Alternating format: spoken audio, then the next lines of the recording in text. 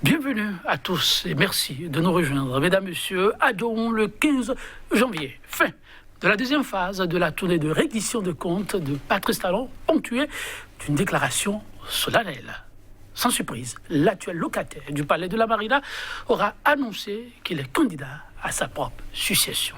Candidat pour défendre la démocratie, les libertés essentielles et la bonne gouvernance. Trois piliers d'importance. L'un d'entre eux au cœur de l'émission Débat du jour, celui relatif à la démocratie. Et un nouveau mandat en vue de la défense de la démocratie. Patrice Talon, le profil parfait. Tel est, mesdames, messieurs, le thème en débat se jouait déjà sur ce plateau en notre campagne. Auguste Videgla, universitaire, expert en management, il est membre du bureau politique BR, Bloc républicain. Auguste Videgla, bonjour à vous. Bonjour monsieur le journaliste, bonjour aux téléspectateurs. Merci pour la disponibilité, ça fait un petit moment par ici. Tout à fait, ça fait un bon moment. Ah oui, c'est un plaisir de retrouver votre plateau. Le plaisir est partagé, sachez-le. Alors, pour nous accompagner, monsieur Omar Harouna est ambassadeur du Bénin aux États-Unis. Il est le vice-président de Newsy FPA, structure chargée de la recherche approfondie et d'analyse de tous les aspects de la politique étrangère américaine et de son impact dans le monde. L'homme reste un observateur très averti de l'actualité sociopolitique dans son pays natal, le Bénin. Il y est très attaché. Omar Harouna, bonjour à vous. Bonjour Monsieur Yetonji et bonjour aussi à vos téléspectateurs et surtout à ceux qui sont derrière les caméras. Ils vous répondent, oui, vous avez raison. Sans Merci. eux, que vaut notre présence. En plus de ces deux invités, nous avons une autre voix qui comptera. Miguel Hueto, c'est son nom, juriste, spécialiste des droits humains. Elle est la présidente de l'ONG RHP, très attachée aux questions de droits de l'homme et de démocratie. Miguel Hueto, bonjour à vous. Bonjour Joël, bonjour aux amis téléspectateurs. Ils vont répondre à leur façon. Chez tous, merci pour la disponibilité. Ça passe très vite. On a 45 minutes chrono. On va essayer d'y aller très rapidement. Patrice Talon, candidat, c'est de l'autorité publique, mais pas candidat pour être candidat. Candidat pour défendre un certain nombre de valeurs. Auguste Videgla, quand vous avez suivi le chef de l'État avec l'annonce de ces valeurs, quelle a été votre première réaction ? D'abord, permettez-moi de dire bonne heureuse année à nos concitoyennes et à nos concitoyens, à tous les Africains d'une manière générale, et que l'année difficile que nous avons connue en 2020 puisse transcender cette nouvelle année pour que la paix, le bonheur, l'amour et la prospérité puissent régner dans l'ensemble des familles et des foyers au Bénin et en Afrique et partout au monde. Merci, et ainsi soit-il. Et cela dit, d'abord, l'annonce du chef de l'État a été pour nous un grand soulagement, puisque jusqu'à cette annonce, le doute persistait, où nous nous demandions si réellement il allait accepter nos appels à continuer le combat extraordinaire et historique qu'il a démarré depuis 2016. Donc c'est pour dire que l'annonce du chef de l'État vient marquer le pas de l'ensemble de nos voeux à le voir poursuivre l'œuvre qu'il a entamée à la session à sa magistrature suprême en 2016. Je pense que, vous savez, comme on le dit, et comme l'aurait dit un grand penseur Lavoisier, rien ne se crée, rien ne se perd, tout se transforme. La marche du Bénin, depuis les indépendances, va se poursuivre par épopée en fonction du type de gouvernance. Des indépendances à ce jour, quelles sont les priorités pour notre nation en termes de développement, en termes de bien-être de nos populations, en termes de bonne gouvernance, en termes de liberté publique, en termes, d'une manière générale, du bonheur de chacune et de chacun des Béninois. Voilà un peu ce que nous pouvons définir au cœur de peut-être ce débat. Nous viendrons dans les détails. En rapport à votre thème développé tout à l'heure, la démocratie, les libertés, la bonne gouvernance, nous pouvons penser qu'à partir des années 90, l'entrée de notre pays dans l'ère du renouveau démocratique a ouvert la voie au multipartisme intégral consacré par les libertés individuelles et collectives. Mais est-ce que, à l'entrée, à l'ouverture de ce renouveau démocratique, à l'ouverture de ce multipartisme intégral, nous avons sérieusement pensé quelle est l'orientation de la gouvernance pour le développement de notre pays? Parce que, vous savez, il n'y a pas de démocratie sans développement et il n'y a pas de développement sans démocratie. Les deux sont intimement liés.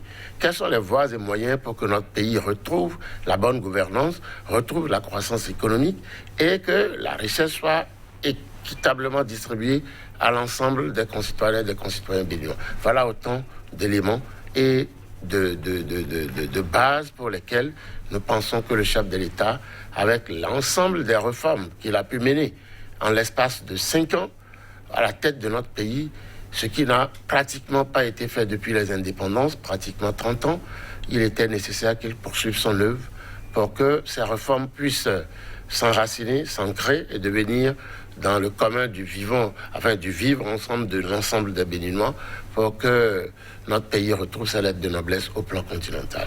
Merci Auguste Vidigla. Je suis tenté de vous demander, là vous avez fait très concis, lorsque le chef de l'État a annoncé ces 3 valeurs, qu'est-ce que vous êtes dit par rapport à ces valeurs? Et ce qui nous réunit ce matin, la démocratie, qu'est-ce que vous êtes dit? J'ai dit que, vous savez, la démocratie débridée ou la démocratie anarchique ne permet à aucun pays au monde de prendre ses marques et d'avancer. Une démocratie organisée où le citoyen est responsable de ses actes, où les organisations politiques sont organisées et disposent de projets politiques au service des citoyens, où le citoyen lui-même sait quels sont ses devoirs, quels sont ses droits vis-à-vis de l'État. Voilà autant d'éléments qui fondent un peu le soubassement de la démocratie. Donc, la bonne gouvernance, nous le savons bien. Notre pays, longtemps, a été gangréné par la malgouvernance, l'impunité et un certain nombre de choses qui ont porté atteinte et qui ont freiné son développement. Le Bénin était parmi les meilleurs pays de la sous-région au sorti des indépendances. Mais durant presque 30 ans, nous sommes restés le pays pratiquement le plus pauvre de l'UEMOA, voire de la CEDEAO. Aujourd'hui, graduellement, nous sortons de l'ornière parce qu'un certain nombre de balises de bonne gouvernance ont été mises en place. Nos finances publiques. Merci. Nous allons nous retourner vers M. Aruna, Omar Aruna, les questions des valeurs qui fondent la candidature du chef de l'État, celle qui nous réunit ce matin, est relative à la démocratie. Oui, merci beaucoup, M. Yetonji. Au fait, quand j'ai j'ai appris que le chef de l'État voulait remplir, et l'idée qui m'est venue tout de suite, je ne sais pas, mais je me suis rappelé de mes cours de psychologie. Et j'ai pensé à un syndrome. Et celui qui est atteint de ce syndrome, généralement, il veut combler son grand besoin d'existence et d'appartenance aux yeux des autres. Il est à la recherche, au fait, d'une certaine, et je parle de celui qui est atteint de ce syndrome, bien entendu, d'une certaine glorification de sa toute-puissance, voire une certaine déification. À son paroxysme, ce syndrome peut présenter un véritable danger, puisque la personne qui en est en tête peut faire un passage à l'acte et mettre en danger la vie des autres. Ce syndrome, c'est le syndrome du pompier pyromane. En plus, le problème, c'est que quand le chef de l'État dit qu'il veut remplir sur des valeurs telles que la démocratie, et ce qu'il dit clairement, il dit que je serai candidat pour défendre la démocratie. On ne défend pas quelque chose qu'on a détruit, on défend quelque chose qui existe ou quelque chose qu'on a construit.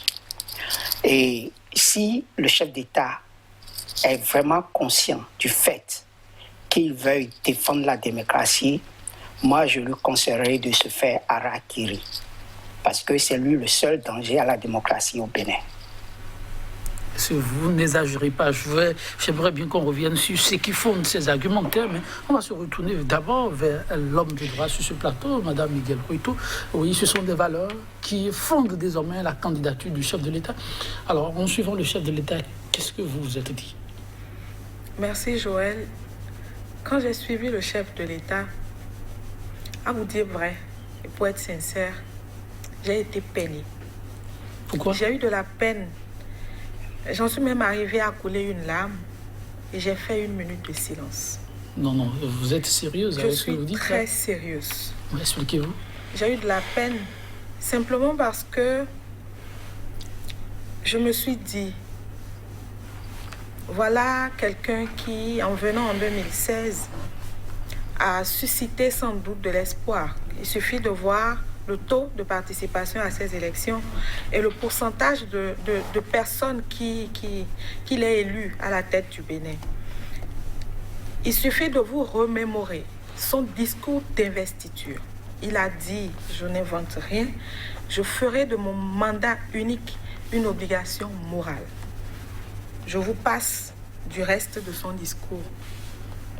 C'est une question de valeur personnelle, c'est une question d'éducation, c'est une question de renvoyer à la nouvelle génération ou à ceux qui vous suivent, ceux qui vous entendent, un certain nombre de principes qu'un être humain est censé avoir.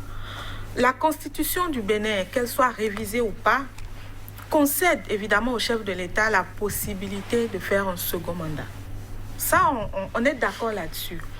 Et personne, encore une fois, personne n'a obligé le chef de l'État à prendre un engagement d'une aussi haute portée.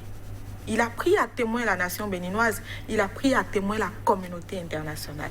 Et certains pourront peut-être me dire que ça n'a pas de valeur, cet engagement qu'il a pris. Et je répondrai à ces personnes que penser ainsi, c'est se fourvoyer, c'est jeter de l'opprobre sur le citoyen ou les valeurs que nous voulons ou que nous souhaitons que le citoyen béninois puisse incarner.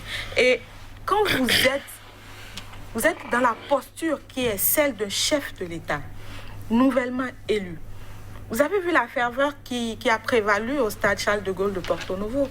Vous avez vu les acclamations. Vous avez vu l'enthousiasme que ce discours a suscité au sein de la population. Quand on en vient aujourd'hui à écouter ce monsieur qui pendant longtemps a mis les uns et les autres dans un doute, dire ou clamer haut et fort dans l'une des communes de notre pays qu'il va être candidat. Et il a été clair, il a dit qu'il aime se laisser aller, se laisser envahir par certaines émotions. Et je veux peut-être croire que c'est l'émotion qui a pris le pas au-dessus de ce qu'il dit incarner. Donc, pour me résumer, encore une fois, à l'entendre, à l'écouter, j'ai eu de la peine, j'ai coulé une larme. Et là, je suis sincère. Pour en revenir aux 3 éléments qu'il a évoqués. Il a parlé de démocratie, il a parlé de bonne gouvernance, il a parlé des libertés fondamentales. Encore une fois, je vais prendre pour référentiel son discours d'investiture. Dans ce discours, il a fait le constat où il a appelé les populations à faire le constat avec lui de ce que le Bénin, en tant que pays démocratique, justement, a inscrit son nom dans les annales. Mais en même temps, il a constaté que si on devait faire un état des lieux, s'agissant de la démocratie et de la jouissance des droits fondamentaux, le constat n'est pas reluisant. Et donc cet engagement qu'il a pris, c'est de travailler justement au cours des 5 ans. Et il l'a dit, il a martelé, en 5 ans on peut faire le job. Alors moi je ne comprends pas pourquoi est-ce qu'aujourd'hui il veut, en se regardant dans le miroir, il tente de voir, au lieu d'apercevoir sa personne, de voir plutôt les autres chefs d'État autour de nous qui ont dit, qui se sont ravisés, qui ont ravalé leurs vomissures. Et encore une fois, ça me peine davantage quand on observe ces bientôt 5 années de gouvernance sur le plan de la démocratie, sur le plan des valeurs qui incarnent la démocratie, des valeurs qui doivent guider les actions qui entendent promouvoir la démocratie dans notre pays. Ma peine, je vous assure, elle est grande. Elle est grande. Ces valeurs ne sont pas acquises. On ne saurait dire qu'elles sont en bon état. On va apprécier qu'est-ce qui peut amener à dire qu'elles ne sont pas en bon état. Quelles sont-elles, ces valeurs? Miguel va nous répondre, mais en attendant, il y a un mot qui est sorti de la bouche de M. Omar Harouna. On ne saurait défendre ce que l'on a détruit. Si il vous était demandé, vous, M. Auguste Videga, d'apprécier, est-ce qu'on peut dire aujourd'hui que la démocratie a été détruite et de ce point de vue ne saurait être défendue au Bénin? Non, je pense que c'est de l'exagération de dire que la démocratie a été détruite. Au contraire, notre démocratie, dont nous sommes tous fiers, qui a été consacrée en 1990 par la Conférence des forces vives de la Nation, a ouvert plutôt la voie entre 1990 et 2015 à de l'anarchie dans tous les secteurs sociaux, politiques, économiques de notre pays. Le constat est clair. Aucun citoyen béninois qui aime son pays, qui est habité par le souci du développement de son pays, le souci pour que chacun ou chacune des citoyens et des citoyens béninois puissent trouver de l'eau potable, aller à l'école, vivre décemment, avoir accès à l'énergie, etc., ne peut pas continuer à cautionner ce type entre griffes de ce qu'on appelait démocratie. Parce que c'est de l'anarchie. Je vous donne des exemples très terre à terre, qui ne sont pas loin. Vous voyez les problèmes domaniaux qu'il y avait avant au Bénin. Des problèmes infinis. Parce qu'aucun gouvernant des années 60 à 2015 n'a eu le courage de dire stop, ça suffit, il faut maintenant mettre de l'ordre, que l'État retrouve ses prérogatives régaliennes d'État responsable. Parce que nous étions face à un État-nation où tout le monde pouvait faire ce qu'il voulait, c'est à la tête de tel ou tel, les détournements étaient légion. Mais nous n'avions pas un pays ordonné, organisé, dans le concert des nations. C'est-à-dire dans les années, au moment où, au XXe siècle, où toutes les nations sont à la course au développement, nous étions encore à travailler sur des bases complètement obsolètes. Notre démocratie n'était pas à la hauteur des espérances de développement de notre pays, ni à la hauteur des espérances de mieux vivre de nos citoyens. Il fallait une gouvernance forte pour remettre de l'ordre dans la gouvernance de notre pays et poser les jalons et les bases nécessaires au décollage socio-économique de notre pays. C'est ça qui va pouvoir promouvoir l'agriculture, promouvoir l'éducation, promouvoir le développement industriel de notre pays. Seule source créateur d'emplois. On parle de chômage, de sous-emploi. L'État ne peut jamais employer dans tous les pays au monde, c'est le secteur privé qui est générateur d'emplois et de richesses. Comment faire de telle sorte que notre secteur privé soit compétitif? Il faut réformer l'éducation, il faut réformer le secteur productif de notre pays. Donc, tout est un ensemble qu'il fallait réformer. Et je pense que nous savons bien que sociologiquement, notre pays, nous sommes réfractaires au changement. Nous sommes des perpétuels insatisfaits de nature. Et généralement, les Béninois, tout le monde est intelligent. Lorsque vous voulez poser un acte, laissez-moi terminer, M. Jorel, un chef d'État élu, qui a sa politique publique à mener, sa gouvernance à défendre, lorsqu'il veut mener à bon port sa politique, il est obligé d'appliquer une certaine rigueur. Ce qui a manqué, les autres chefs d'État, ce n'est pas par manque de volonté, de développement et d'assainissement de notre environnement socio-politique et économique qu'ils n'ont pas pu. C'est à force de palabrer, à force des embûches à gauche, à droite, qu'ils n'ont pas pu réussir leur politique, leur divers politique. Alors, M. Auguste Videga, dites, oui. Est-ce la faute à la démocratie, les éléments que vous avez relevés là? Oui, je peux dire que c'est un peu la faute à l'orientation donnée au sortir de la conférence nationale. Vous avez vu, notre constitution a été taillée pour que pratiquement personne ne puisse la modifier. Or, elle porte en elle-même certains germes qui empêchaient un peu les gouvernants de pouvoir envoyer notre pays vers le modernisme. Donc, il fallait forcément trouver les moyens pour le faire. Tous les régimes qui se sont succédés, toutes leurs tentatives pour apporter des amendements à cette constitution se sont vouées à un certain échec. Deuxième chose, c'est qu'au sortir de la conférence nationale, il n'y a pas eu véritablement une orientation claire pour quelle politique économique, quelle réforme profonde menée pour stabiliser notre pays et créer les voies et les moyens pour son développement. Les régimes qui se sont succédés sont venus chacun avec des programmes et dès qu'ils partent, ces programmes reviennent à zéro. Aujourd'hui, il faut recréer un véritable État et c'est ce qui est en train d'être fait. Et cela ne passe pas forcément pas pour satisfaire tout le monde parce que les récriminations que vous entendez sont issues du fait qu'une certaine classe, une certaine faction se dit que cette manière de mener la politique, la gouvernance n'est pas normale. Elle est un peu déniée de certaines démocraties. Or, c'est pas vrai. Pour construire un pays, la démocratie dont on parle des partis politiques, la liberté intégrale dans tous les pays de la sous-région. Moi, j'ai fait tous les pays pratiquement de la sous-région durant des années. Le Bénin seul, où le chef de l'État, depuis les indépendances, pratiquement depuis le renouveau démocratique, tous les chefs d'État viennent de la société civile. C'est des privés qui deviennent présidents de la République. Aucun autre pays de la sous-région, parce que nous avions un système partisan débridé, non organisé. La question du système partisan. J'en arrive. Aucun parti politique n'avait une envergure, une assise nationale. Le chef de l'État dit, on reforme. Il faut que les partis politiques se regroupent pour avoir un ancrage territorial national. Être présent dans les 5000 et quelques villages du Bénin, dans les 77 communes, dans les 546 arrondissements et dans les 12 départements. C'était indispensable pour créer un ciment entre les filles et les fils de ce pays pour que ceux qui veulent militer politiquement puissent gravir. Et vous allez voir, dans les années à venir, ce sont des hommes politiques qui vont prendre le pouvoir pour gérer le pays. Parce que la gouvernance d'un pays revient à des hommes politiques. On reviendra sur ces questions assez d'éléments évoqués. Oui, Monsieur Omar Harouna, vous avez suivi Auguste Villegla à l'analyse.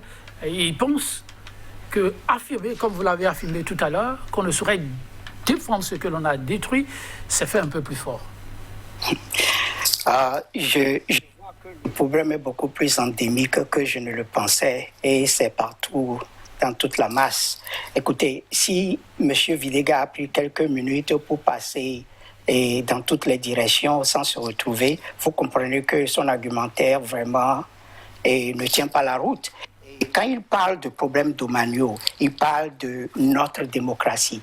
La démocratie, ce n'est pas quelque chose qui se fait, c'est des normes. Donc, quand il parle de notre démocratie et il mêle problème d'Omagno et il parle de faction, de classe, il parle un peu de politique d'enracinement. C'est pas ça la démocratie. C'est quoi la démocratie? C'est une question. Il faut définir. C'est important pour que vous puissiez continuer. Dites-nous, c'est quoi la démocratie? S'il vous plaît, je vous ai laissé. Oui, non, excusez-moi, c'est pour notre propre culture. C'est ça le problème, parce qu'on ne s'écoute pas, on ne s'entend pas et on n'analyse pas ce que l'autre dit parce qu'on est déjà accoutumé sur une position. Et ce que vous défendez, quand on parle de démocratie, c'est des normes. Et c'est des valeurs. On a passé plusieurs temps à revenir sur ces valeurs-là. Ici, donc, ce n'est pas à moi de vous refaire la définition de la démocratie en ce moment. Mais je vais vous dire quelque chose. Je vais vous dire quelque chose qui est important. Parce que vous pensez que les gens attaquent le président et ce qu'il fait est bon. Mais je vais vous dire, les chiffres parlent. En 2016, l'indice de démocratie au Bénin était à 5,670. Ça, c'est, c'est l'économiste qui le dit. En 2019, donc 3 ans après que le président ait pris le pouvoir, l'indice est passé à 5,090. Donc, il y a eu 1,58 de recul au niveau de la démocratie. Ça, c'est clair. Il n'y a pas de débat. Les indicateurs ne mentent pas. Donc, maintenant, si vous voulez créer une perception que c'est les autres qui voient ça, il va falloir que vous expliquiez pourquoi les chiffres-là sont tels qu'elles sont. Et au-delà même de ça, allons rapidement sur les prémices que le chef d'État avance pour présenter sa candidature. Il a parlé de démocratie, mais il a aussi parlé de liberté. Et il a parlé de liberté individuelle. Et il a aussi parlé de quoi? De bonne gouvernance. Les indices de bonne gouvernance n'ont pas du tout évolué sous le président de la République. Je crois que la dernière fois que je regardais, les indices sont restés depuis 2016 les mêmes. Et ça, c'est les indicateurs qui sont des indicateurs du World Bank Institute qui le disent. Et même au niveau des libertés encore, c'est pire. Parce que l'organe qui est en charge dans le monde, qui note, qui fait la notation des indicateurs, qui est Freedom House, nous dit qu'en 2017, donc quelques mois après que le président de la République ait pris le pouvoir, que les libertés étaient, le pays était un pays libre. C'était la notation. En 2020, aujourd'hui, on dit que le pays est partiellement libre. Et les chiffres le montrent. Les chiffres le montrent, par exemple, quand on parle de liberté individuelle allant du droit de vote à la liberté d'expression de l'égalité devant la loi. Par exemple, on dit l'indice de liberté, au départ, en 2017, c'était 82 sur 100. Aujourd'hui, en 2020, c'est 66 sur 100. Les libertés politiques, c'est 33 sur 40 au départ, en 2017. Aujourd'hui, on est à 21 sur 40. Et quand on parle des libertés civiles, les libertés civiles en 2017, c'était à 49 sur 60. Aujourd'hui, on est à 45 sur 60. Donc, quand je vous dis qu'on ne peut pas, renforcer, ou bien on ne peut pas défendre ce qu'on a détruit, je le dis sur ces chiffres-là. Vous pouvez dire que, effectivement, le Béninois n'aime pas le changement. Mais le changement, ça doit profiter au Bénin. Et puis, même au-delà des prémices que le président a avancées pour nous parler d'une seconde candidature, il y a, comme lui-même il a dit, une exigence morale. La parole du chef, la parole donnée, tout court, c'est quelque chose de sacré. On ne peut pas se permettre, au gré du vent, de changer. Parce que quelqu'un qui n'a pas de principe, qui s'arc-boute sur l'instant, mais pas dans la durée, c'est pas quelqu'un que je crois que le peuple béninois devait prendre comme chef d'État. Parce que si vous n'avez pas, en tant que chef d'État, en tant que responsable, en tant que gouvernant, vous devez pouvoir planifier. Vous nous avez dit qu'on pouvait faire le job en 5 ans. Et vous revenez nous dire maintenant que non, il va falloir que je défende quelque chose que déjà vous avez détruit. Mais c'est-à-dire que ça veut dire qu'il n'est pas parti au pouvoir en connaissance de cause. Vous savez, c'est quand même assez édifiant. Et je crois que vous et peut-être les partisans les plus têtus du chef de l'État devraient être en train de prendre note. Et parce qu'au-delà des prémices, c'est les conséquences même pour les partisans du président Talon que moi je regrette et qui va créer le problème même pour le Bénin. Si déjà, au niveau de l'opposition, ou bien de ceux qui sont dans la population qui ne sont pas contents, il y a ce genre de problème. Vous pensez que les coalisés de la rupture, quand je parle de coalisés de la rupture, je parle de ceux qui, au départ, se sont mis ensemble pour porter le chef de l'État pour son premier mandat. Vous pensez que ces gens, ils ne se sentent pas émasculés? Ils se sentent émasculés parce que la plupart de ces gens, c'était des teneurs politiques qui étaient prêts à s'asseoir 5 ans pour pouvoir revenir prétendre au fauteuil présidentiel. Quand on parle du ministre d'État Biochane, ou bien même du secrétaire général de la présidence Koupaki, et de tous ces gens-là qui étaient des candidats viables, qui l'ont supporté, qui ont mis leurs ambitions de côté pour le supporter. Et que maintenant, il revient dans cette perspective. Qu'est-ce qu'il fait d'eux? Bon, ils l'auront voulu, ils l'auront mérité eux-mêmes. Mais je vous dis que, comme on dit, le fruit pourri de l'intérieur, et c'est ce qu'on est en train de voir en ce moment. On va prendre la réaction, si vous permettez, de Miguel Ruito sur la question, avant d'évoluer, Miguel Ruito, voilà la question des acquis démocratiques aujourd'hui en conflit. À travers cette déclaration du chef de l'État, vous avez suivi Auguste Nicolas, vous avez tout suivi. Omar Aruna, le juriste, porte son regard. Sous quel angle? Le juriste dira simplement que, à la limite, ça sonne comme une aberration. Quoi ça? je veux une seconde mandature pour défendre la démocratie. Ça sonne, à mon sens, comme une aberration. Et pourquoi? Je vous donne quelques exemples.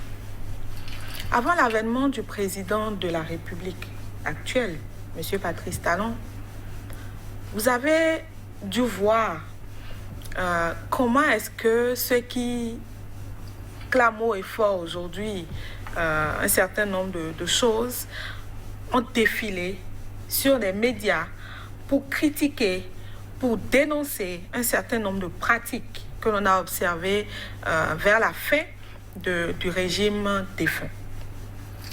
Mais observez bien que toutes les tentatives pour les en empêcher ont été également critiquées par des personnes comme nous, parce que justement nous croyons au fait que dans une cité, l'on devrait laisser chacun exprimer son opinion. Ce n'est pas parce que les gens ne portent pas le même regard sur un sujet que vous, que forcément les gens sont contre vous. Et évidemment, vous avez vu, on a pu observer dans nos rues ce que les d'aucuns ont appelé mercredi rouge. On a vu, hein, les images sont têtues, mais les propos que certains ont tenus, les enregistrements aussi sont têtus. Et aujourd'hui, observez un peu. Combien est-ce que nous sommes dans le pays à pouvoir aujourd'hui dire encore haut et fort ce que nous pensons d'une certaine façon. Vous savez que sous le régime du code pénal, aujourd'hui, il y a certaines pratiques démocratiques qui ne peuvent plus s'exercer. Par exemple, vous ne pouvez plus manifester sans avoir reçu une autorisation. Nous sommes passés donc du régime d'information, nous sommes passés à un régime d'autorisation. Et vous observez aussi que certaines autorités, ou si vous voulez, certaines institutions qui sont garantes de l'application de ces tests-là se marchent sur les plates-bandes. On a pu observer sur le cas d'espèce la mairie de Cotonou qui refuse que certaines parties de la population ne manifestent, et pendant ce temps, la préfecture qui sonne le glas et qui demande à cette même autorité de se raviser. C'est juste pour vous dire que sur un certain nombre de points, nous avons reculé. C'est un constat, c'est un fait. Nous ne jetons pas, et personnellement, nous ne jetons pas de l'opprobre sur qui que ce soit. J'ai juste envie de demander aux gens, à un moment donné, arrêtez-vous et soyez honnêtes. Soyez honnête envers vous-même, soyez honnête envers les gens qui vous ont porté. On nous parle de démocratie anarchique. La démocratie, c'est... Elle ne se fait pas au gré ou à la soupe de celui qui est là ou de celui qui est au gouvernail. C'est pas, on ne pratique pas ou on ne met pas en œuvre les valeurs démocratiques. On ne devrait pas les mettre en œuvre sous le prisme de celui qui est là ou de comment il se réveille aujourd'hui ou du rêve qu'il a eu à faire l'avant-veille. C'est pas de ça qu'il s'agit. C'est des valeurs, c'est des valeurs, c'est des principes. Et on nous parle aujourd'hui de... J'ai entendu mon vis-à-vis dire que aujourd'hui, la démocratie est plus qu'au service du développement. Il n'est pas à effacer avec un coup de chiffon que nous avons connu certaines avancées. Et même de par le passé, tous les régimes qui se sont succédés n'ont pas fait que du désordre, n'ont pas fait qu'aller à l'encontre des aspirations du peuple, pour dire que ce soit sous le régime Kérékou, sous le régime Soglo, sous le régime Yahi, sous le régime de Patrice Talon, tout n'est pas mauvais. Mais quand nous prenons la démocratie, dont les piliers, l'un des piliers, ce sont les libertés fondamentales. Encore une fois, je suis peinée, mais je comprends les postures, parce que vous voyez, moi je vois aujourd'hui autour du chef de l'État des personnes d'un certain âge qui peuvent être nos pères, qui peuvent être nos mères. Je les ai vus à l'investiture du chef de l'État. Je les ai vus sourire, je les ai vus applaudir, à la limite, je les ai vus émus. Mais de les voir aujourd'hui, depuis quelques mois et aujourd'hui encore dans une certaine posture, vous vous posez la question de savoir, mais où est-ce que nous allons? Est-ce que l'intérêt général, est-ce que c'est vraiment ce qui guide ou ce qui fonde les actions ou les propos que les uns et les autres tiennent? Ça, c'est une question fondamentale à laquelle je crois qu'il faudrait trouver une réponse. On a dit oui, la Constitution a été taillée sur mesure de sorte à ce qu'elle ne puisse pas être révisée. Je ne suis pas d'accord, moi, simplement parce que la Constitution elle-même a prévu le mécanisme pour aller vers une révision constitutionnelle. Et quand on prend en otage, je pèse bien mes mots, le Parlement qui a révisé la Constitution, quand vous suivez un peu ce qui s'est passé, à aucun moment il n'y a eu un débat national sur ce sujet-là. La Constitution engage la vie de chacune d'entre nous. Mais comment comprendre qu'une mandature, une législature qui est censée représentative et donc parler au nom de toute la population des 12 millions que nous faisons, mais voilà des gens qui ont été élus qui n'ont pas la légitimité qu'il faut. Donc tous les Béninois et Béninoises ne se reconnaissent pas ou ne se voient pas à travers ces personnes-là. Elles ont peut-être la légalité, mais elles n'ont pas la légitimité. Et quand on s'appuie sur cela, je pense, à mon humble avis, qu'on n'aurait pas été aussi loin que l'on a été. Il vous suffit d'observer le processus qui a installé ces députés-là. Vous avez vu comment est-ce que tout Porto Novo a été militarisé? À la limite, on vous empêche même de manifester votre mécontentement, de dire ceux qui sont là, on ne les reconnaît pas. Personnellement, je ne les reconnais pas. Pourquoi? Simplement parce que voilà des personnes qui ont été élues avec un jeu démocratique truqué. Quand vous êtes vraiment en démocratie, quand les valeurs démocratiques sont mises en œuvre sans trucage, vous n'avez pas une frange de la population seulement acquise à un chef de l'État qui concourt à une élection. Ça signifie simplement que le jeu, il n'est pas ouvert. Et quand il n'est pas ouvert, quand tout le monde n'est pas associé à une élection qui doit porter sur un perchoir des personnes qui sont censées parler en notre nom, moi je pense que le calcul il est déjà biaisé à ce niveau. Et aujourd'hui, je suis vraiment peinée, mon âme saigne à la limite quand j'écoute le chef de l'État dire qu'il est venu pour défendre la démocratie. J'aurais peut-être aimé qu'il dise qu'il est venu pour qu'il entend briguer un second mandat pour réparer les torts qu'il a eu à causer. Les torts qui ont été causés d'un pan par lui-même et d'un autre pan par des personnes qui le portent et qui sont à la tête aujourd'hui ou qui animent aujourd'hui des institutions de la République. Quand on parle démocratie, on parle d'indépendance de la justice. Laquelle indépendance de la justice est incarnée aussi quelque part par un conseil supérieur de la magistrature qui doit en donner une certaine caricature, ce qui n'est pas le cas aujourd'hui. Et donc, les arguments qui sont avancés, on n'a rien contre ces arguments, puisque, évidemment, nous sommes respectueux de la pluralité d'opinions. Nous sommes respectueux du fait que chacun puisse prétendre à ce qu'il ou elle désire.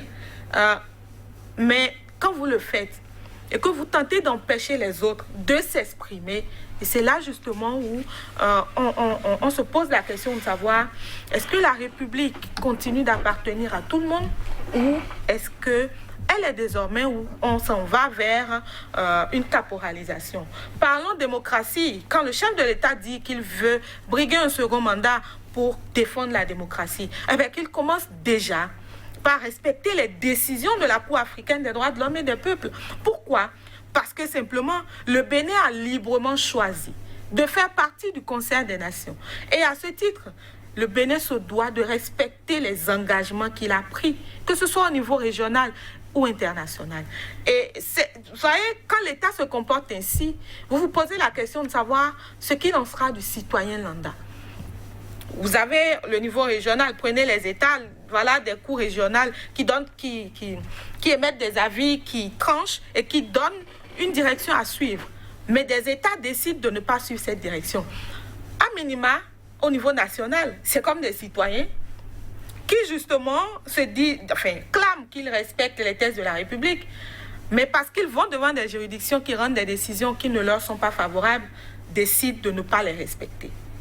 Vous voyez le parallélisme? Et là, vous vous posez la question de savoir qu'est-ce qu'on clame en haut, quel exemple on donne, et au moment où des citoyens vont se comporter comme il ne le faut pas dans la cité, que ces gouvernants viennent crier ou tirer sur la sonnette d'alarme, on se perd. Les citoyens vous perdez. se perdent. Assez de questionnements de la part du juriste. Si vous devez la rassurer, que diriez-vous? Bon, ce que je peux dire d'abord, la juriste que j'ai en face de moi sait bien qu'aucune société au monde ne peut fonctionner sans une régulation et qu'on fonde les actions publiques sur la loi. Et en la matière, tout ce qui est évoqué ici par notre sœur, elle perd de vue qu'elle est juriste et que tout ce qui a été fait du début de la gouvernance jusqu'à ce jour, même si par ailleurs on peut reconnaître qu'il y a eu à gauche ou à droite quelques dérapages, quelques flottements, ça a été fait en respect scrupuleux des dispositions de la loi. Par rapport à la question de la démocratie, ni l'intervenant qui est en visio, ni madame en face, n'ont pu me dire c'est quoi la démocratie. Je crois que ce n'est pas l'objet de l'émission. Et nous ne sommes pas là. Moi, personnellement, je ne suis pas là, monsieur. La sémantique. Je ne suis pas là pour définir la démocratie. Vous êtes censé savoir ce que c'est que la démocratie. Et c'est pas, on va pas s'enliser dans ce... Vous avez votre façon de voir la chose. Donc, dites-nous comment vous la concevez, vous. Et c'est peut-être là où le débat va se faire. Mais nous dire que nous n'avons pas pu définir... Je vous laisse parler par respect parce que vous êtes une dame, donc je ne peux pas vous couper. Mais permettez que je poursuive. Poursuivez, mais dites pour dire simplement que à la base, nous avons l'aspect politique de notre pays. Le renouveau démocratique, d'où il vient. Nous avons constaté la faillite de notre État au sortir de la Révolution, où les forces vives se sont réunies pour dire non, stop, on va vers le multipartisme qui permette une confrontation d'idées, qui permette aux gens de se retrouver ensemble pour définir quels sont les projets de société qu'on peut proposer à notre pays. Donc, d'abord, la base de la démocratie, il y a les libertés, il y a et surtout l'organisation du système partisan, qui est même la base de la démocratie dans tous les pays au monde. Or, ce socle qui devait être la base de la force de notre démocratie a fonctionné un moment. Nous étions bien contents des élections que nous organisons, mais nous nous rendons compte que chaque homme, ce que nous dénonçons aujourd'hui, parce que c'est Patrice Talon qui est là, ce que nous avons dénoncé parce que c'est Yaïboni qui était là, ou que nous avons dénoncé parce que c'est Soglo ou Kérikou qui était là. Pourquoi? Parce que depuis cette conférence vive, aucun parti politique ayant un projet de société. Un parti politique, c'est quoi? C'est des militants sur toute la chaîne du territoire. Monsieur Auguste, je propose ceci. Oui. On pourrait, comme on l'a dit à l'entame, s'entendre pour poursuivre le débat. Mais là, si, sur ce qui a été fait jusqu'à présent, vous devez conclure avant qu'on ne se retrouve, vous diriez quoi?